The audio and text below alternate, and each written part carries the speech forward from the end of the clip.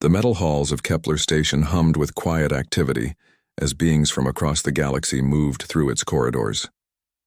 Ambassador Lisa Grant walked toward Conference Room 7, her black diplomatic uniform crisp and formal. She carried a small data pad with Earth's mining proposals for the Outer Rim territories. This was supposed to be a simple trade meeting. Lisa had been Earth's representative to the Galactic Council for 3 years now. She understood how these meetings worked. The aliens would make demands, humans would counter with reasonable offers, and eventually everyone would find something they could agree on. Today felt different, though. The Zephyrians had been unusually aggressive in their preliminary messages. The conference room was large and circular, designed to accommodate the various body types of council member species. Lisa took her seat at the human section, a simple chair and desk setup. Across from her sat War Commander Thisakol of the Zephyrian Empire. He was 7 feet tall with dark green scales covering his reptilian body. His yellow eyes watched Lisa with what she had learned to recognize as contempt. The Zephyrians had controlled 3 star systems for over 2 centuries. They were proud warriors who had never lost a major conflict.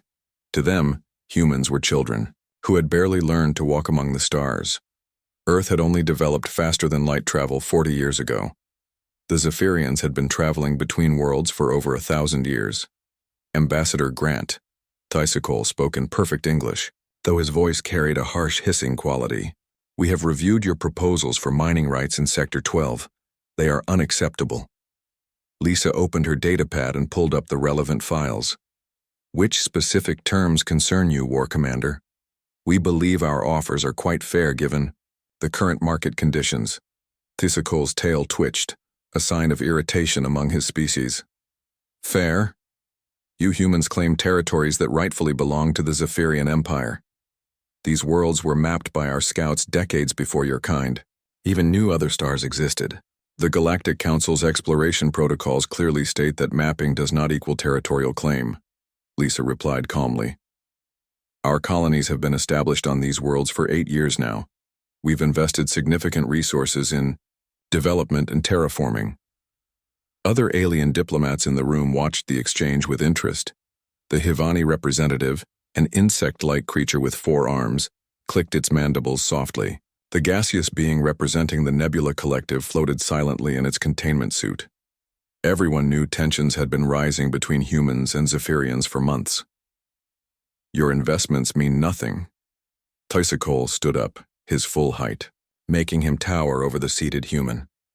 "The Zephyrian Empire has never yielded territory to inferior species. We will not start now." Lisa felt her heart rate increase slightly, but her voice remained steady. "War Commander, I don't think threats are appropriate for a diplomatic discussion. Perhaps we should focus on finding mutually beneficial solutions." Thisakol laughed, a sound like rocks grinding together. "Threats? You misunderstand, Ambassador. This is not a threat. This is a declaration. The Zephyrian Empire hereby claims all human settlements in the Outer Rim as our rightful territory. Your people have 1 standard week to evacuate." The room went completely silent. Even the quiet humming of the station's air recycling system seemed to pause. Lisa stared at the reptilian commander, processing what she had just heard. In Galactic Council terms, this was a formal declaration of war. "War Commander," the Hivani diplomat spoke up, its translated voice carrying concern. "Surely you don't mean to invoke Article 15 over mining disputes?" "The decision is made," Thisakol replied without looking away from Lisa. "The humans will surrender their illegal claims or face the consequences. The Zephyrian fleet is more than capable of removing them by force." Lisa took a deep breath and stood up slowly. She was barely 5.5 feet tall, making Thisakol appear even more imposing. But something in her expression made the War Commander's eyes narrow slightly. "I need to consult with my government," Lisa said quietly. "I request a 24-hour recess to discuss this development with Earth." Thisakol's lips pulled back, revealing sharp teeth in what might have been a smile. "Of course, Ambassador. Take all the time you need to prepare your surrender terms. The Zephyrian Empire can be merciful to those who submit willingly." The other alien diplomats exchanged glances. They had seen this pattern before. The Zephyrians would make impossible demands, the weaker species would panic and negotiate desperately, and eventually the reptilians would get most of what they wanted. It was how they had expanded their empire for centuries. Lisa gathered her papers and datapad with careful, measured movements. The recess is noted in the official record.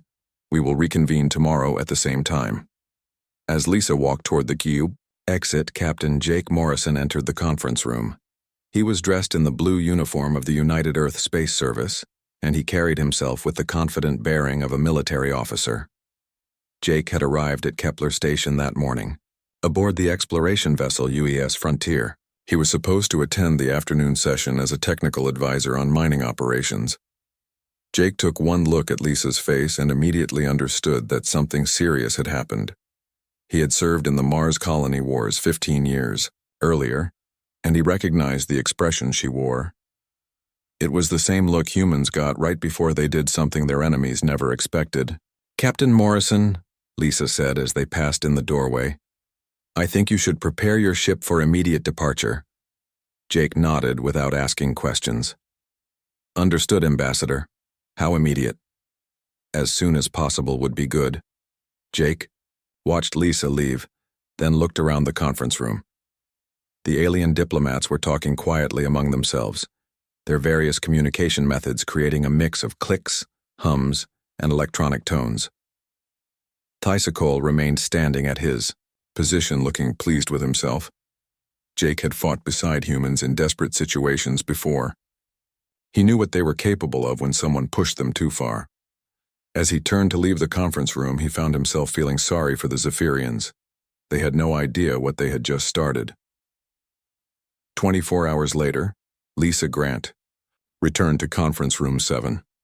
The same diplomats occupied the same positions, but the atmosphere was different. Word had spread throughout the station that something significant was happening between the humans and Zephyrians. Thysacol looked expectant as Lisa took her seat. "Ambassador Grant, has your government prepared its response to our generous terms?" Lisa placed her hands flat on the desk and looked directly into the war commander's yellow eyes. Her voice was calm and clear when she spoke. "War it is, then. We accept." The silence that followed was even deeper than the day before. The Hivani representative's mandibles stopped clicking entirely. The Nebula Collective's gaseous form seemed to dim inside its containment suit. Even the crystalline architect delegate, usually motionless as stone, shifted slightly in its chair. Thysacol blinked slowly as if he hadn't heard correctly. "You accept?" "The Zephyrian Empire has declared war on humanity," Lisa said matter-of-factly. "Earth's response is to accept that declaration. We will defend our territories and our people by any means necessary." The war commander's expression changed from pleased confidence to confusion, then to something approaching disbelief. In his experience, inferior species begged for mercy when faced with Zephyrian military might. They offered compromises, desperate deals, anything to avoid actual conflict. "You cannot be serious," Thysacol said. "Your entire space fleet consists of exploration vessels and cargo haulers. The Zephyrian Empire commands over 300 warships." Lisa stood up and gathered her materials for the final time. "Then, this should be over quickly, one way or another." As she walked toward the exit, her words echoed in the silent conference room. The other alien diplomats sat in stunned silence, trying to process what they had just witnessed. They had heard rumors about human unpredictability, but this seemed like madness.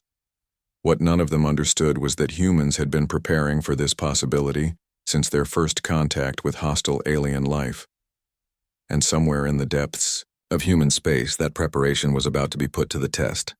The quantum communication array on Luna Station lit up like a Christmas tree as Ambassador Grant's message reached Earth.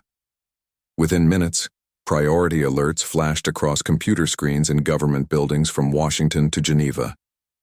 The message was simple but earth-shaking. War declared by Zephyrian Empire. Terms rejected.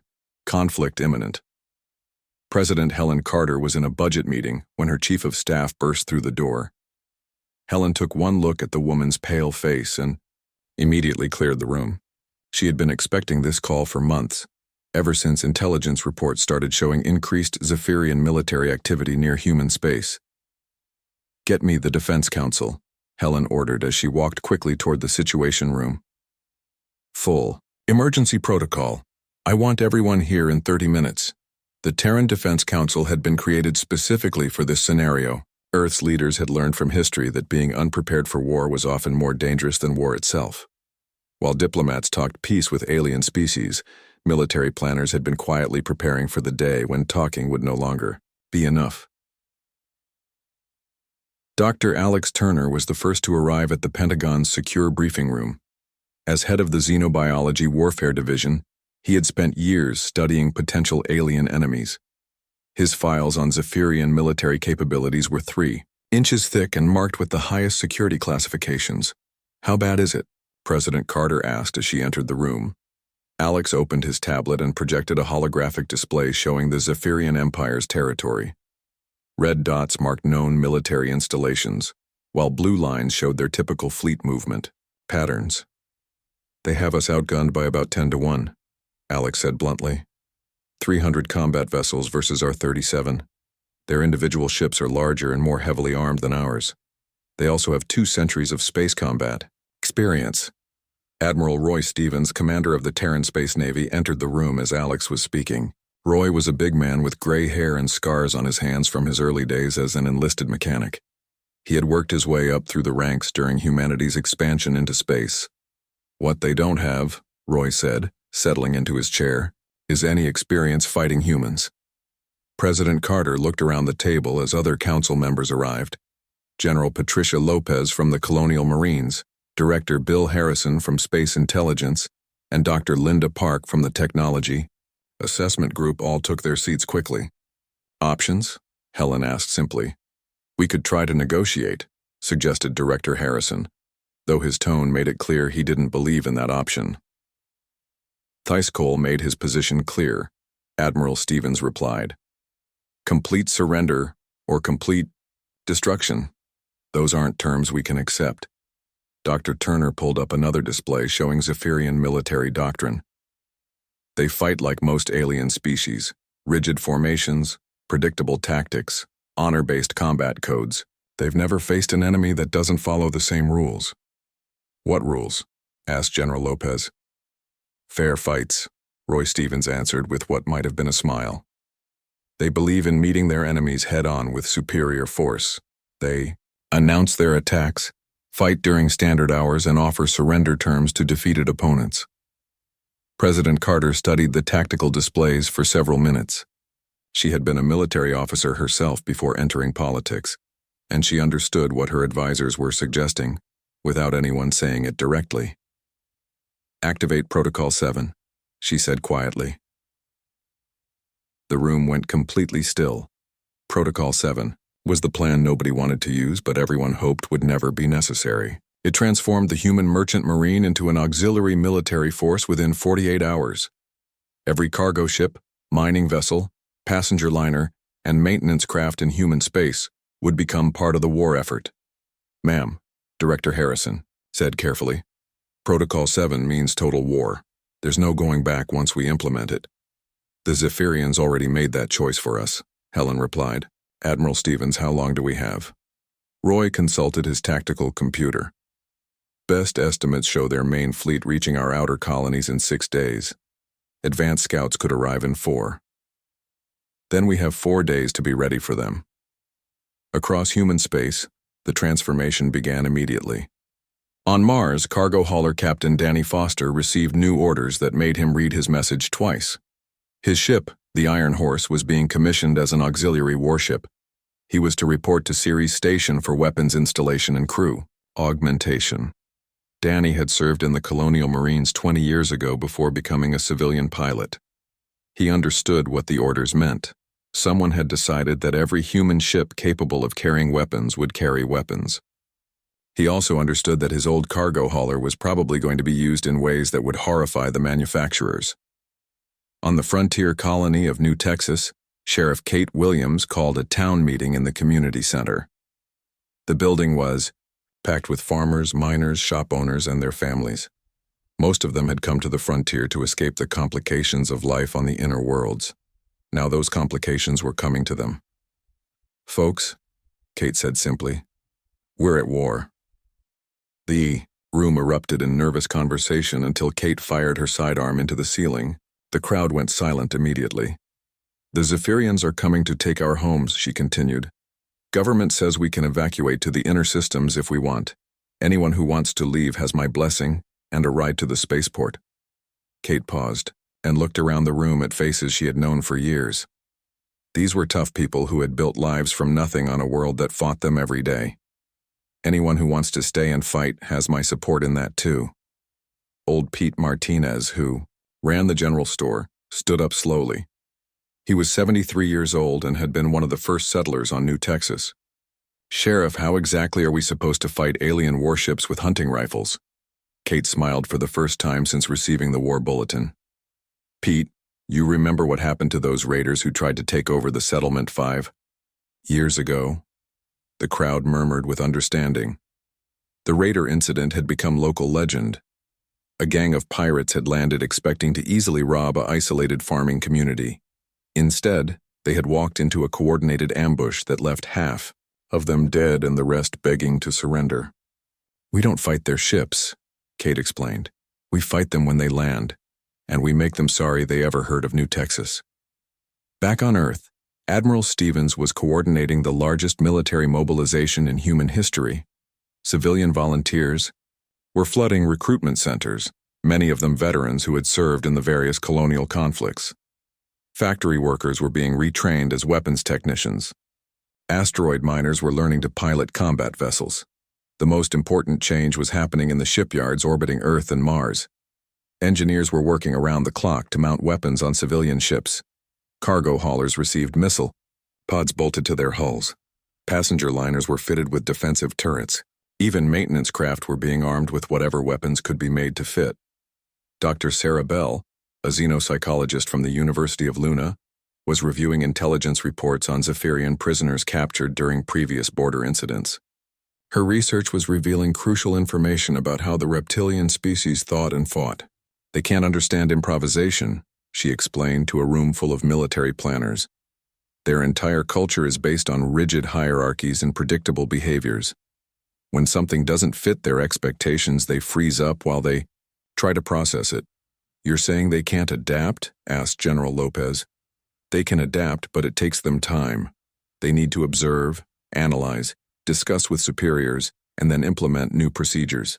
Humans adapt in real time during combat. That's going to confuse them badly."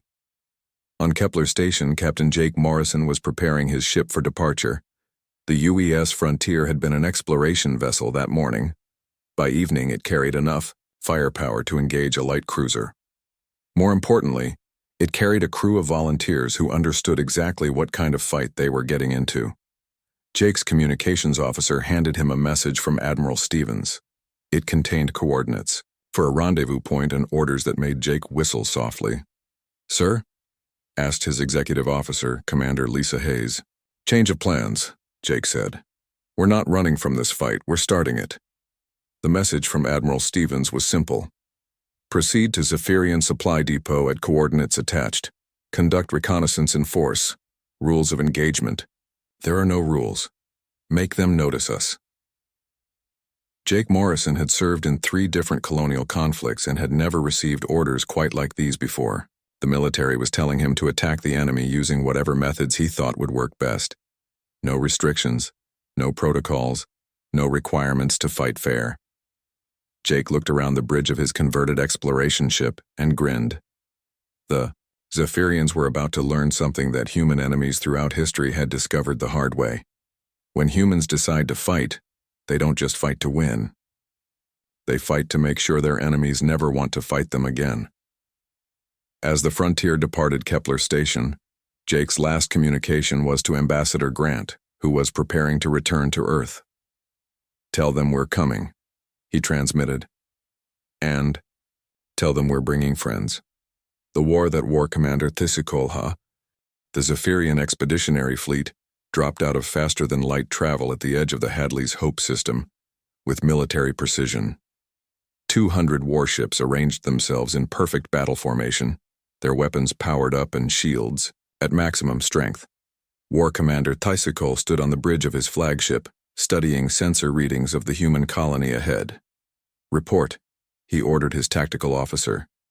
37 human vessels detected, sir. Mixed civilian and military configurations. They appear to be scattered throughout the asteroid field. Thysicol frowned. This was not how inferior species usually responded to Zephyrian fleet actions. They should have formed a defensive line or, more likely, sent surrender messages by now. Instead, the human ship seemed to be randomly positioned with no clear formation. "Comm officer, broadcast surrender terms to the human commander." "Sir, we're receiving no response to our hails. The human ships are moving, sir." On the bridge of the human flagship UES Defender, Admiral Marcus King watched the massive Zephyrian fleet with calm interest. Marcus had commanded patrol vessels during the pirate wars and had learned that sometimes the best strategy was the one your enemy couldn't predict. "All ships, execute pattern Charlie," he ordered into his communication system. What happened next would have been impossible for any other species to coordinate. Instead of meeting the Zephyrian fleet in traditional formation combat, the human ships scattered in what appeared to be complete chaos. Some dove toward the system's asteroid belt while others accelerated directly at the enemy fleet. A few simply disappeared behind planets and moons. War Commander Thysicol watched in confusion as his perfectly organized battle formation found itself facing nothing. The human ships had vanished into space, leaving his fleet arranged for a battle that was no longer happening. "Where did they go?" he demanded. "Sensors show human vessels throughout the system, sir. Some are hiding in the asteroid field. Others are using planetary gravity wells to mask their signatures. We're also detecting ships behind us, sir." "Behind us? How did they get behind us?" The answer came in the form of weapons fire from 6 different directions simultaneously.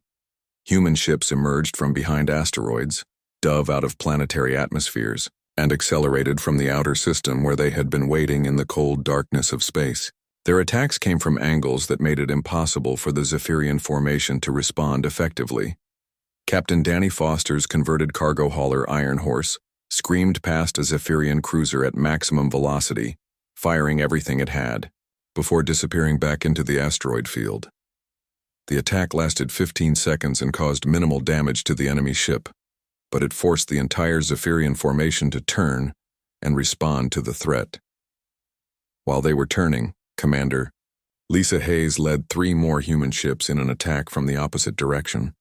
By the time the Zephyrians had repositioned to face this new threat, the first group was attacking again from yet another angle.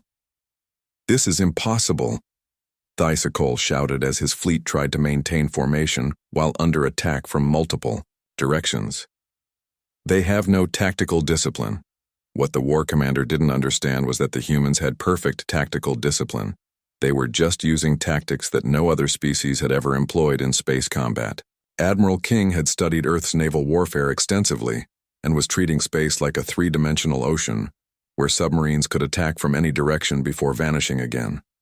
The battle continued for 2 hours with neither side achieving a decisive advantage. The Zephyrians had superior firepower and armor, but they couldn't bring their weapons to bear on enemies that refused to stay in one place long enough to target effectively. The humans had speed and unpredictability, but their improvised weapons weren't powerful enough to destroy the heavily armed alien warships. Everything changed when Captain Jake Morrison arrived with his special task force.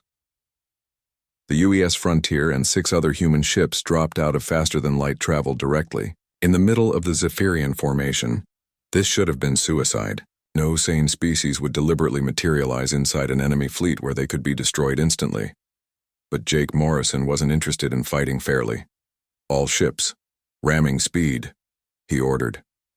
The Zephyrian commanders watched in horror as human vessels accelerated directly toward their ships with no apparent intention of turning away.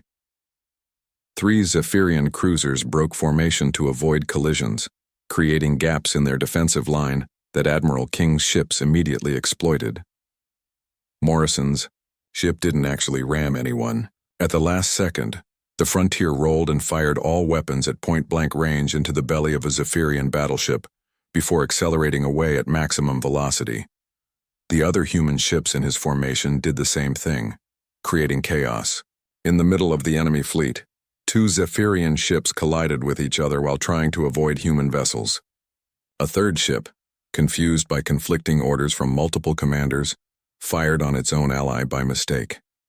In less than 5 minutes, the disciplined alien formation had become a confused mass of ships trying not to hit each other.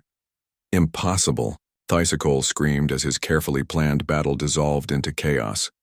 They're fighting like madmen.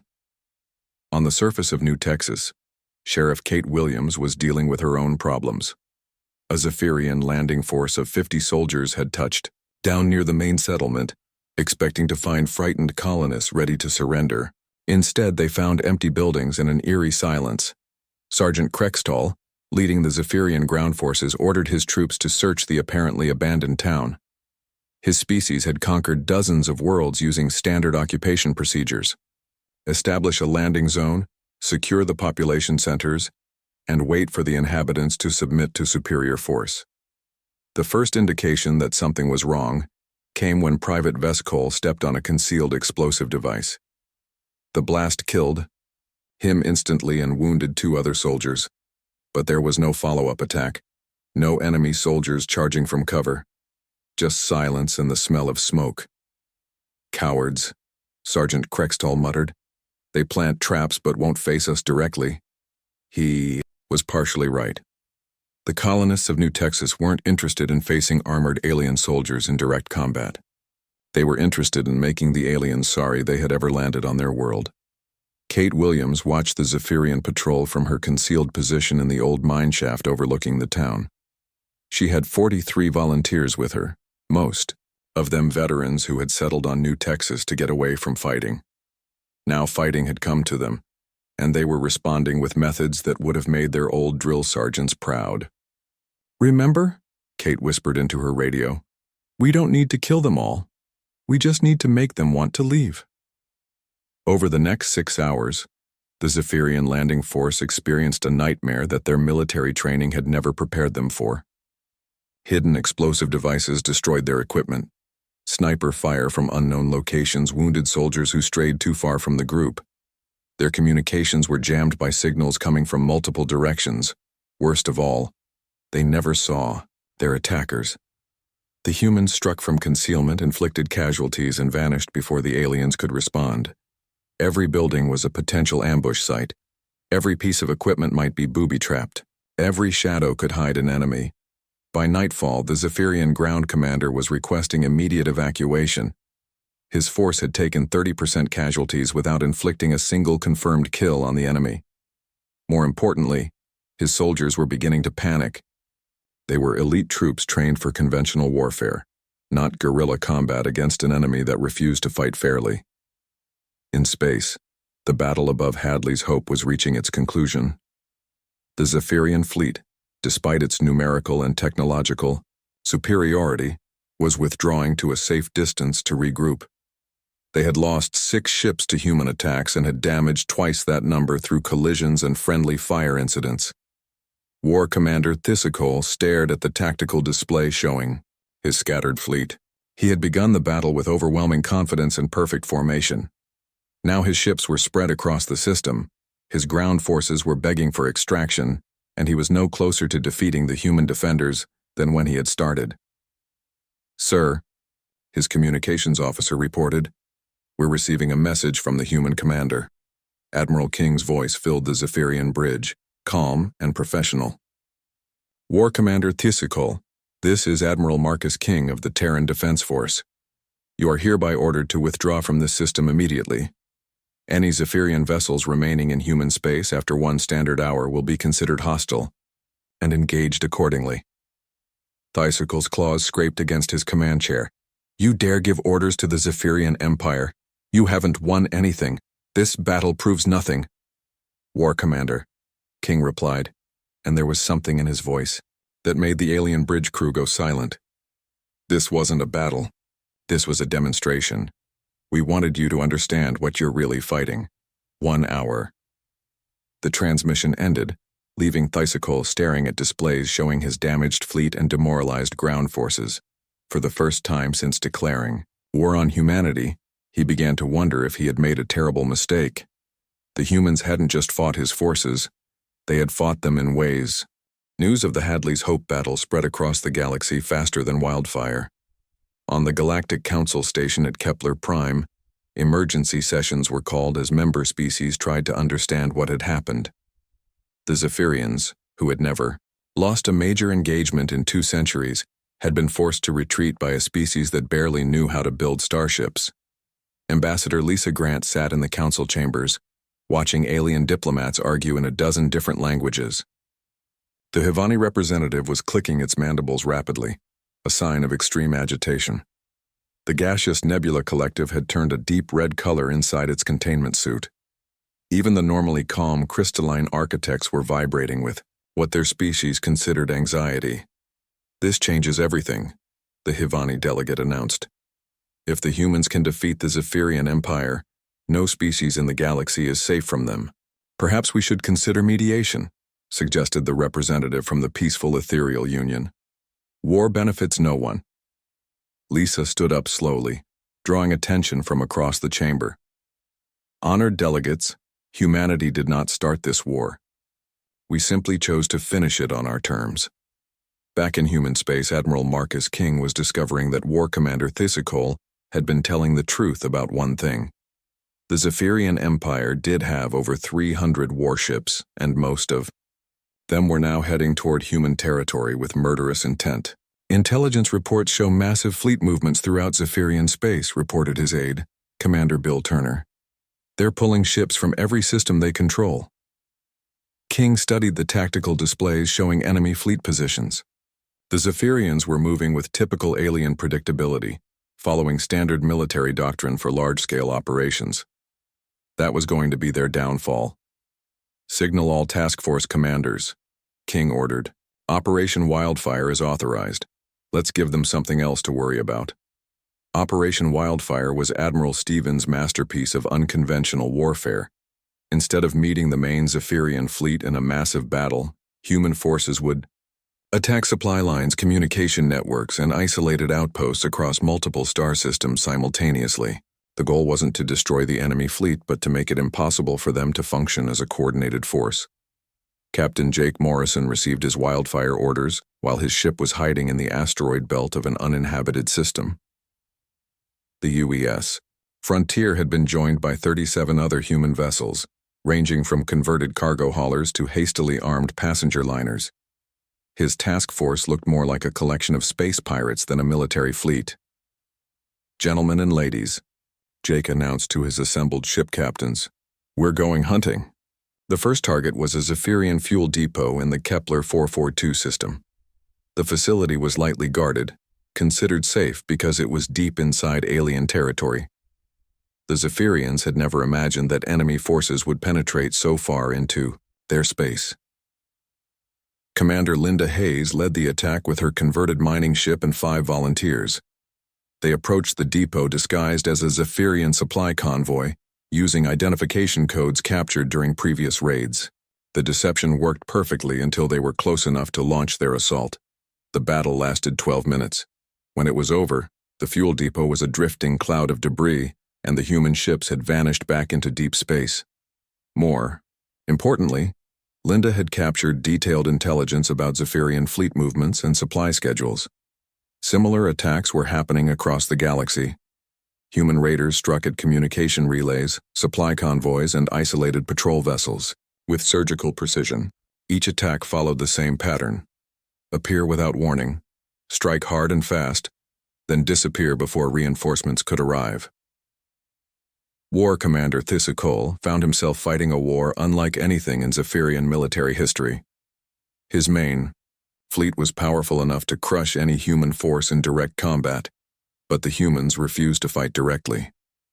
Instead, they attacked his supply lines, disrupted his communications, and struck at targets he had never thought to defend.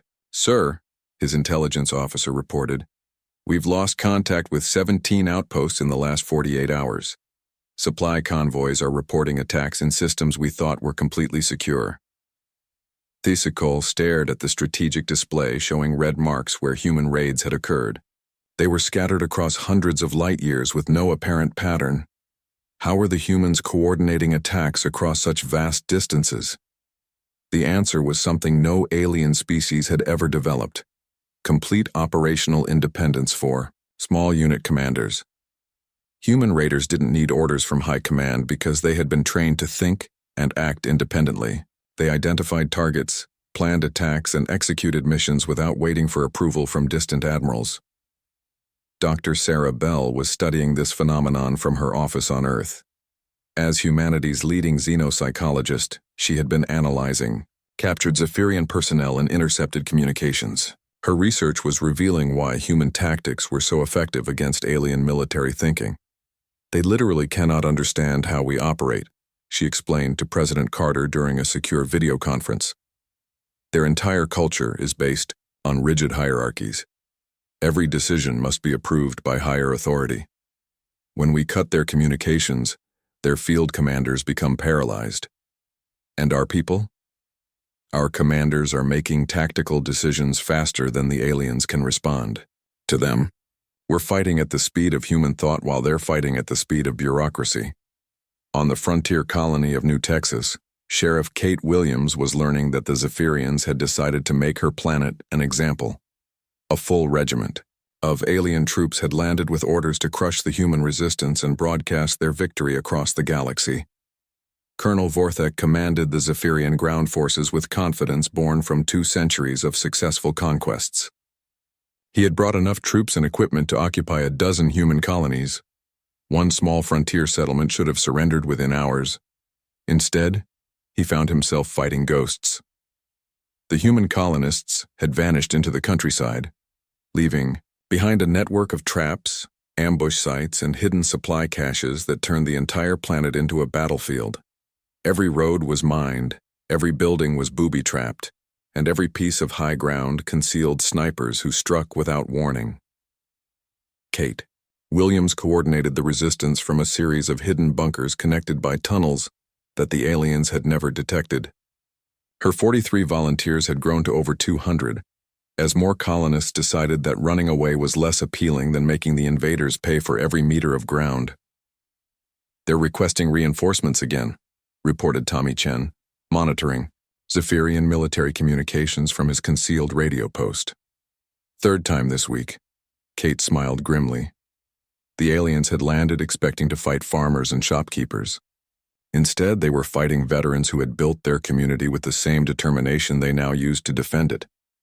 The psychological impact on Zephyrian forces was becoming severe. Stories spread through their ranks of human demons who struck from shadows and vanished like smoke. Alien soldiers began to fear that they were fighting creatures that were fundamentally different from any species they had previously encountered. Back in space, Captain Morrison was preparing for the most ambitious raid yet attempted. Intelligence from Commander Hayes had revealed the location of a major Zephyrian fleet base in the Proxima Centauri system. The facility coordinated supply operations for the entire war effort and was considered absolutely secure. Morrison's plan would have been rejected as impossible by any conventional military force. He intended to take his small fleet of converted civilian ships directly into the most heavily defended system in Zephyrian space, attack the main fleet base, and escape before the enemy could respond. "Sir?" his executive officer asked quietly. "What if this doesn't work?" Morrison looked around the bridge of his converted exploration ship, taking in the faces of volunteers who had left comfortable civilian lives to fight for humanity's survival. They were cargo hauler pilots, mining engineers, passenger ship stewards, and small business owners who had learned to operate military weapons and navigate through hostile space. "Then we'll improvise," he said simply. The raid on the Proxima Centauri base succeeded because the Zephyrians never imagined that humans would be crazy enough to attempt it. Morrison's fleet penetrated the outer defenses by disguising themselves as returning patrol vessels. They reached the main base before anyone realized that the identification codes they were broadcasting belonged to ships that had been destroyed weeks earlier. The battle was brief and decisive. Human ships struck at critical systems with precision that suggested detailed inside knowledge of Zephyrian base design. Fuel storage areas exploded, communication arrays went dark, and supply warehouses burned in the vacuum of space. When Zephyrian reinforcements arrived, they found their main supply depot in ruins and the human raiders already departed for deep space. More devastating than the physical damage was the psychological impact. If humans could strike at targets this deep inside Zephyrian territory, nowhere was safe. War Commander Thisakol received reports of the Proxima raid, while his main fleet was still days away from human space. The attack had crippled his supply chain and left his forces scattered across dozens. The final battle began in the most unlikely place possible, the Zephyrian home system of Reptilia Prime. Admiral Marcus King's combined fleet of 200 human vessels dropped out of faster-than-light travel directly above the enemy capital world, sending shockwaves through the alien government and military command. War Commander Thisakol stood on the bridge of his flagship, staring at sensor readings that should have been impossible. The human fleet consisted mostly of converted civilian ships, mining vessels, and cargo haulers that had been hastily armed with whatever weapons Earth's engineers could mount on them. By every measure of conventional military thinking, they should have been destroyed before reaching Zephyrian space. How did they get past our defensive lines? Thisakol demanded of his tactical officer. Sir, they didn't fight through our defenses. They went around them. Our fleets are scattered across dozens of systems, trying to protect supply lines and communication stations. There was nothing left to guard the homeworld. This was the genius of Admiral King's strategy. While the Zephyrians had been chasing human raiders across the galaxy, the main human force had been moving steadily toward the heart of the enemy empire. They had traveled through unexplored space, navigated by dead reckoning, and survived on captured supplies. King opened a communication channel to the Zephyrian homeworld. His message was broadcast on all frequencies, ensuring that every alien on the planet would hear his words. Citizens of the Zephyrian Empire, this is Admiral Marcus King of the Terran Defense Force. Your government declared war on humanity and threatened our colonies with destruction. We are here to end that threat permanently. On the surface of Reptilia Prime, panic spread through the capital city as citizens looked up to see human warships in their sky. The Zephyrian Empire had never been invaded. Their homeworld had been safe for over 1,000 years. The idea that enemy forces could reach their capital was beyond their comprehension. Emperor Scythan-Kol, supreme ruler of the Zephyrian Empire, contacted his military commanders with growing desperation. How many ships do we have available for home defense? 47 vessels, Your Majesty. The rest of the fleet is scattered across our territory, dealing with human raids. The Emperor stared at the tactical display showing 200 human ships in orbit above his world. Even with their improvised weapons and civilian crews, the humans had overwhelming numerical superiority at the point of attack. In space above the capital, the battle began with typical human unpredictability. Instead of forming traditional battle lines, King's ships spread out across the entire orbital zone, making it impossible for the Zephyrian defenders to concentrate their fire effectively. Captain Jake Morrison led his task force of converted cargo haulers in a direct assault on the enemy flagship. His ship, the UES Frontier, had been modified so many times that it barely resembled its original configuration. Weapons pods, armor plating, and sensor arrays had been bolted onto every available surface. All ships, execute pattern Delta, Morrison ordered. What followed was a masterpiece of human tactical innovation. Morrison's vessels approached the Zephyrian flagship from 6 different directions simultaneously, forcing the enemy ship to split its defensive fire. While the alien crew was trying to engage multiple targets, Morrison's ship dove directly at their command bridge. At the last possible second, the Frontier rolled and fired every weapon it possessed into the flagship's bridge section. The concentrated barrage penetrated the alien ship's shields and tore through its command center like a knife through paper. War Commander Thisakol found himself face-to-face with Captain Morrison as human boarding parties fought their way onto his bridge. The reptilian commander was 7 feet tall and armed with traditional Zephyrian combat claws. Morrison was a middle-aged cargo pilot who had learned to fight in the bars and back alleys of frontier space stations. The duel that followed became legendary in both human and alien military history. Thesacol fought according to ancient Zephyrian combat traditions, using formal movements and honor-bound techniques that had been perfected over centuries. Morrison fought like a human, which meant he used whatever worked. When Thesacol's claws slashed through the air where Morrison's head should have been, the human was already rolling under a control console and kicking the alien's legs out from under him. When the war commander tried to regain his footing with dignified grace, Morrison hit him with a fire extinguisher. "You fight without honor." Thesacol gasped as Morrison pinned him to the deck. "I fight to win," Morrison replied simply. The battle in space was ending with similar results throughout the human fleet. Zephyrian ships designed for formal combat against predictable enemies found themselves overwhelmed by human vessels that fought with no regard for conventional tactics or military courtesy. On the planet below, Emperor Sithincol was receiving reports that made his blood run cold. Human forces were landing on the surface, but instead of attacking military installations, they were broadcasting messages directly to the Zephyrian population. Dr. Sarah Bell, now serving as King's psychological warfare specialist, had crafted messages designed to exploit everything she had learned about Zephyrian psychology. The broadcast explained exactly how humanity had defeated the mighty Zephyrian military through superior tactics and strategic thinking. "Your government told you that humans were weak and primitive," her recorded message played across every communication device on the planet. "Your military commanders believed we would surrender without fighting. They were wrong about everything." The psychological impact was devastating.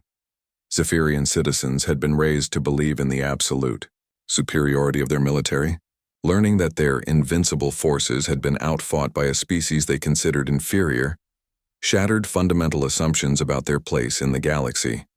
Ambassador Lisa Grant, now serving as King's diplomatic officer, opened negotiations with the Zephyrian government from the occupied flagship in orbit. Her terms were surprisingly simple: complete withdrawal from all human territory, full recognition of human territorial claims, reparations for the cost of defending our colonies, and a formal apology for declaring this unnecessary war. Emperor Sithincol found himself in an impossible position. His military was scattered and demoralized. His homeworld was occupied by enemy forces. His people were learning that everything they had been told about human weakness was a lie. "What assurance do we have that you won't destroy our civilization?" the Emperor asked during the surrender negotiations. Lisa Grant's answer became one of the most quoted statements in galactic diplomatic history. "We didn't come here to destroy you. We came here to make sure you never threaten us again. There's a difference." The war officially ended 72 hours later, with the signing of the Treaty of Reptilia Prime. The terms were exactly as harsh as Admiral King had promised, but more merciful than most species would have offered after such a conflict. The Zephyrian Empire would survive, but it would never again be the dominant military power it had once been. More importantly, word of humanity's victory spread throughout the galaxy, fundamentally changing how other species viewed the newcomers from Earth. On Kepler Station, the Galactic Council convened an emergency session to discuss the implications of the human victory. Ambassador Grant returned to her diplomatic duties, but now she represented a species that commanded respect rather than dismissal. "The humans have demonstrated something we thought impossible," the Havani representative admitted. "They defeated a superior enemy through tactical innovation and strategic thinking alone." Dr. Sarah Bell submitted her final report on the war to the Galactic Council, explaining why humanity had proven so effective in combat. Her conclusions were disturbing to species that had grown comfortable with predictable, ritualized warfare. "Humans are the only known species that actively seeks conflict as a method of problem-solving," she wrote. "They view warfare not as a last resort, but as another tool for achieving their objectives. More significantly, they appear to enjoy the intellectual challenge of combat, treating each battle as a puzzle to be solved through creativity and determination." The epilogue to the war came 6 months later, when Captain Morrison, now promoted to Admiral, established the first human military academy on a former Zephyrian world. Students from across human space arrived to study the lessons learned during the conflict. The academy's motto, carved in stone above the main entrance, captured the essence of human military philosophy. There are no rules in war except the ones you make for yourself. The galaxy had learned a harsh lesson about underestimating humanity. War Commander Thysikol, now serving as a military advisor to help prevent future conflicts, put it most succinctly in his memoirs. We declared war on what we thought was the weakest species in the galaxy. We discovered instead that we had challenged the most dangerous. The humans didn't just defeat us, they taught us that we had never truly understood what war could be. Years later, when other species asked how humanity had achieved such a decisive victory, the answer was always the same. Humans didn't fight to be honorable or to follow ancient traditions. They fought to win by any means necessary using tactics that no other species had ever imagined. The galaxy would never underestimate humanity again.